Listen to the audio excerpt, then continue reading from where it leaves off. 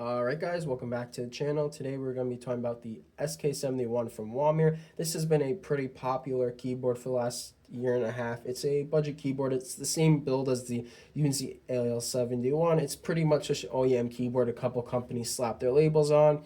And I just saw it at a good price, so I've always wanted to buy this keyboard, so I just copped it. Mine was open box, but I'm pretty sure it was used once, so I don't think this will really affect my experience. So let me just tell you what comes in the box. You'll get this really short cable. You'll get 3 extra switches. These are Otemu switches. I'm just going to put one to the mic.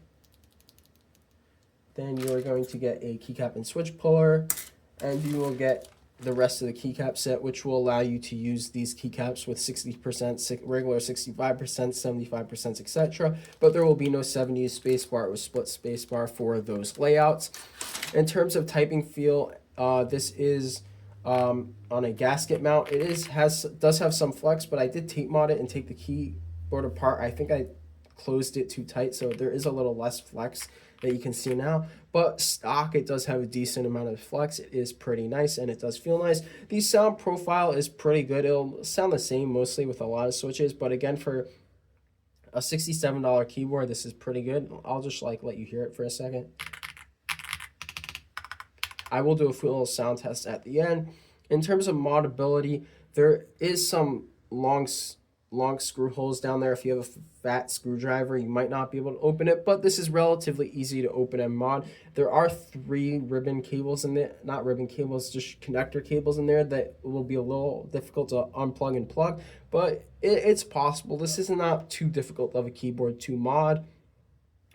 In terms of the case, this is full CNC aluminum except these RGB cutouts over here, and it feels pretty nice, pretty premium. Not as premium as like my Neo 65 or my Chilkey keyboards, but again, it's decent. It feels cold.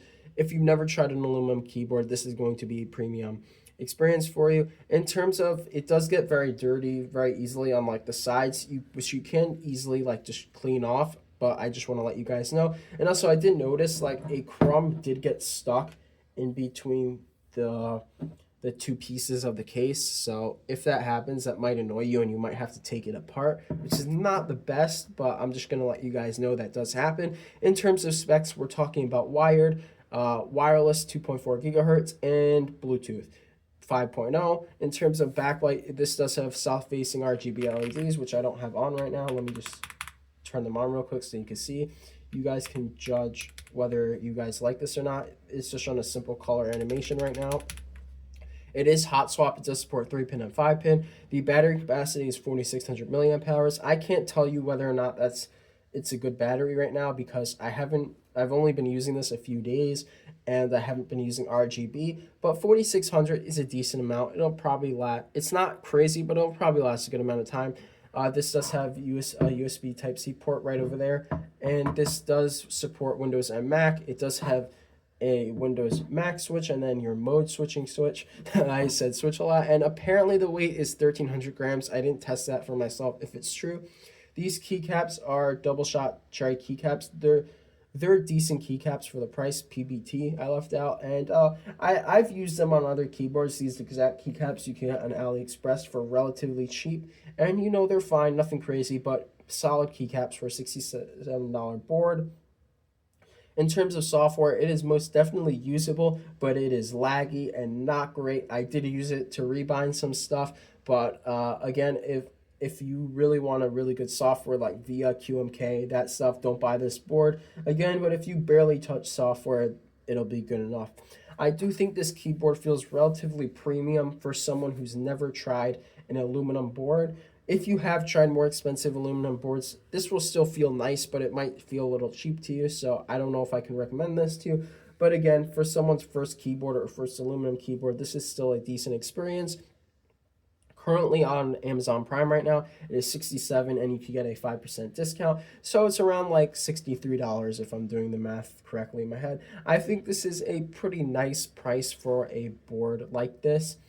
I do think when it was $100 back then, it was worth it. But if you have to pay $100 for this now, I wouldn't recommend it. But again, for around $63, this is easily a solid keyboard.